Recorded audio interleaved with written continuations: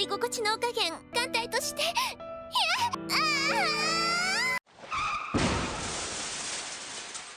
오헌종. 네, 안녕하세요. 오혼종입니다. 오늘 핥아볼 애니는 과거 명작 중 하나인 노게임 노라이프, 통칭 노겜노라입니다. 노겜노라는 2012년 일본 라노벨로 처음 발매를 했고 인기가 많아지자 2014년 애니로 제작이 되었고 2016년 극장판 애니 제작이 결정되며 2017년 극장판이 개봉합니다. 약간의 서비스 씬이 많아서 한국에서 19금 판정이 나긴 했지만 옛날 애니치곤 지금도 종종 회자되는 과거 명작입니다. 작가는 카미야 유우인데 처음 볼 때 내가 잘못 봤나 했어요. 이름이랑 다르게 일본과 브라질 혼혈이라 상당히 서양적인 외모를 가졌고 국적도 브라질 사람입니다. 근데 결혼은 일본인이랑 해서 일본에서 살고 있죠. 대략적인 내용은 히키코모리 남매 둘이 방구석에서 온갖 게임이란 게임은 전부 1등을 찍고 다니던 와중에 이 세계에 불려갔는데 그 이 세계엔 당연히 이종족도 있었고 마법도 있었지만 모든 분쟁을 게임으로 해결한다는 특이한 규율이 있었습니다. 당연히 우리 주인공 남매 일명 공백은 게임의 천재들이라 일반적인 시비는 물론 국가 단위의 게임들도 다 이겨버리죠. 그렇게 세계 꼴찌인 인간 국가를 부흥시키는 스토리입니다. 세세한 설정으로는 크게 10조 맹약과 16종족, 종족의 말이 있는데 노겜노라 이 세계엔 16개의 종족이 있고 각 종족의 왕에겐 종족을 상징하는 체스말이 있습니다. 해당 체스말과 10조 맹약 또한 해당 세계의 유일신 테토가 만들었으며 종족마다 전투력이나 신체 능력 차이가 너무 심하여 10조 맹약을 정합니다. 10조 맹약, 이름처럼 총 10가지 맹약으로 제1조 이 세계의 모든 살상, 전쟁, 약탈을 금지한다. 제2조 다툼은 모두 게임의 승패로 해결한다. 제3조 게임은 상호가 대등하다고 판단한 것을 걸고 치른다. 제4조 제3조에 반하지 않는 한 게임의 내용 및 판도는 어떤 것이든 좋다. 제5조 게임 내용은 도전을 받은 쪽에 결정권이 있다. 제6조 계약의 맹세코 아셴테가 치러진 내기는 반드시 준수된다. 제7조 집단 간의 분쟁에서는 전권 대리인을 세우기로 한다. 제8조 게임 중에 부정행위가 발각되면 패배로 간주한다. 제9조 이상을 신의 이름 아래 절대 변하지 않는 규칙으로 삼는다. 제10조 모두 사이좋게 플레이하세요. 이 10가지입니다. 다만 게임의 판도는 돈이나 재산은 물론이고 권리, 의무도 걸 수 있으며 사람의 마음, 존재의 소멸조차도 가능합니다. 부정행위는 게임 중에만 안 걸리면 넘어갈 수 있고 게임이 끝난 후엔 걸려도 의미가 없습니다. 때문에 맹약과는 다르게 부정행위가 상당히 많이 나오죠. 자세히 보면 이상을 신의 이름 아래 절대 변하지 않는 규칙으로 삼는다 라는 항목이 10조가 아닌 9조에 있습니다. 이는 10조는 강제적인 항목이 아니라는 것이죠.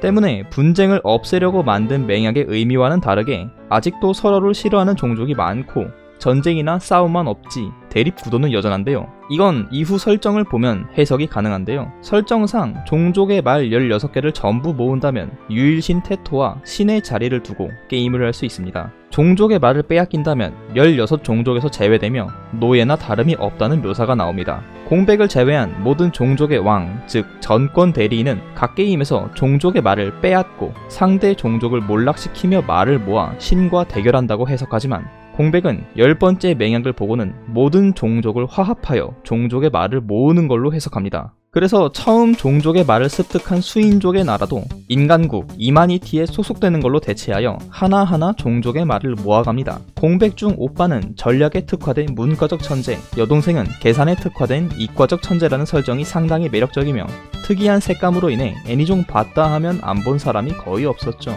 꽤나 큰 인기를 끈 것과 다르게 애니는 1기만 나오고 2기는 나온다는 썰만 돌고 정작 아직까지도 나오지 않고 있습니다. 그래서 한번 찾아보니 일단 기본적으로 작가 카미야 유우가 2011년에 위암을 겪은 전적이 있고 원래 가지고 있던 질병이 2021년에 심해지면서 원작 라노벨 연재 자체가 매우 느려졌습니다. 2016년까지만 해도 1년에 한두 권은 연재를 했었는데 10권이 2년 만에 발매되고 그 이후엔 2년에 한 권 나오면 잘 나오는 겁니다.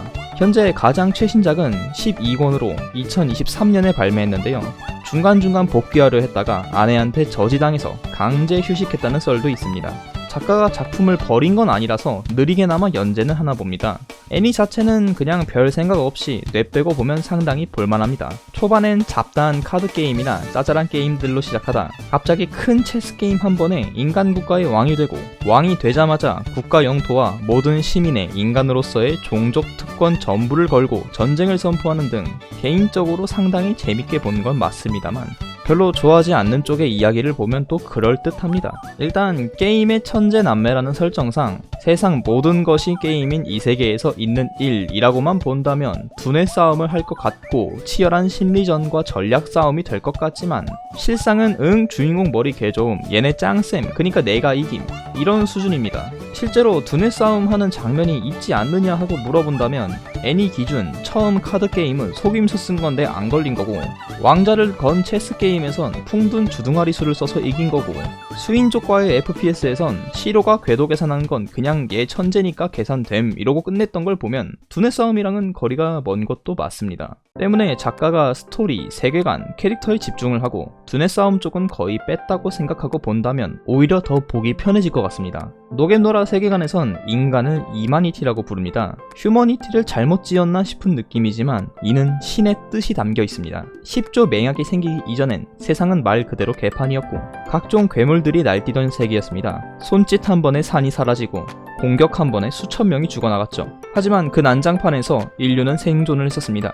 마법도 못쓰고 마법 감지도 못하고 신체 능력도 최악인데 어떻게 살았는지는 후반에 밝혀지는데, 고대 전쟁 당시 현 16종족 익시더 1위계인 올드데오스에 속하며 6위계 플리겔의 창조주의자 전쟁의 신인 아르토슈가 당시 전장의 최약체였던 10위계 엑스마키나에게 소멸했다는 게 나옵니다. 이게 말이 안 됐던 게, 일단 아르토슈는 혼자도 아니고 플리겔들과 같이 있었으며 엑스마키나는 힘도 부족하지만 선제 공격을 안 하면 순하던 종족이었습니다.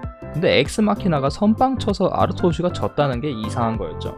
고대 전쟁은 승자 앞에 나타난다는 성배를 가지기 위해 일어났습니다. 성배를 가진다면 유일신이 되어 세상을 가질 수 있었기 때문인데요. 일종의 유일신이 되기 위한 게임으로 룰이 없는 그냥 승자이기만 하는 게임입니다. 그래서 가장 강한 신이었던 아르토슈가 전쟁을 계속해 승리한다면 성배가 아르토슈에게 나타나 유일신이 될 예정이었습니다.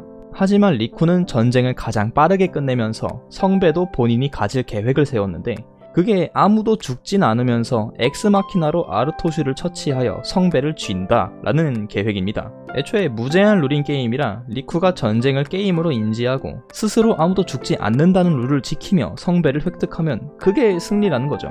엑스마키나는 기계로 생물이 아니며 아르토슈 또한 존재 자체가 마법이라 생물이 아닙니다. 사실상 리쿠의 아무도 안 죽는 조건은 본인 진영의 생물이라는 전제 조건이 붙는데요. 때문에 슈비가 죽었을 때 실패한다고 생각했지만 엑스마키나는 기계라 도구 취급이니 아직 조건이 깨지지 않았다고 인지하여 성배를 쥐려고 합니다. 하지만 성배를 쥐기 직전에 리쿠는 자신 때문에 슈비가 죽고 아르토슈를 잡기 위해 희생된 엑스마키나마저 도구가 아닌 생물로 인지하고 자신은 조건을 어겼기에 패자라고 생각하는 바람에 성배가 리쿠를 거부합니다. 이 성배는 바로 테토가 날먹하면서 유일신이 되었고, 당시 인류에 대한 기록은 리쿠의 부탁을 받은 도라가 말소하여 작중 현 시점에선 이마니티의 기록이 거의 없습니다. 이때 테토가 유일신으로 등극하면서 성배를 현현시키고 자신을 불러내어 전쟁을 종결시킨 리쿠를 기리면서 별에 있어 질병 혹은 독이나 다름없는 종족들 간의 어리석은 싸움을 막아낸 종족,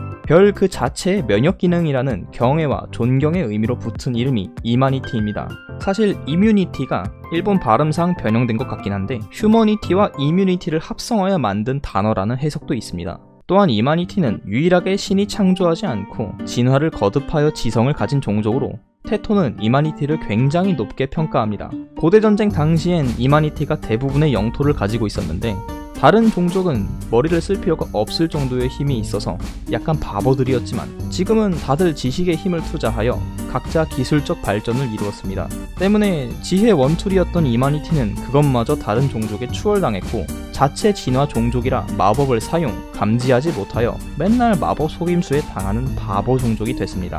다른 종족들은 이마니티를 그냥 원숭이 취급하죠. 이마니티가 익시드 16위의 꼴찌인 건 순위 자체가 마법 적성치를 기준으로 잡은 거라 사용, 감지도 못하는 이마니티는 당연히 꼴찌입니다. 작가 건강상 스토리 완결을 볼 수 있을지는 모르겠네요. 참고로 종족의 말을 뺏기면 익시드에 제외되어 10조 맹약을 안 따르는데 이는 10조 맹약 1조인 살상, 전쟁, 약탈 금지가 해당이 안 된다는 겁니다. 1위계 올드데우스가 그냥 게임 던지고 다른 애들 전쟁으로 통일하면 그것도 되는 거 아닌가?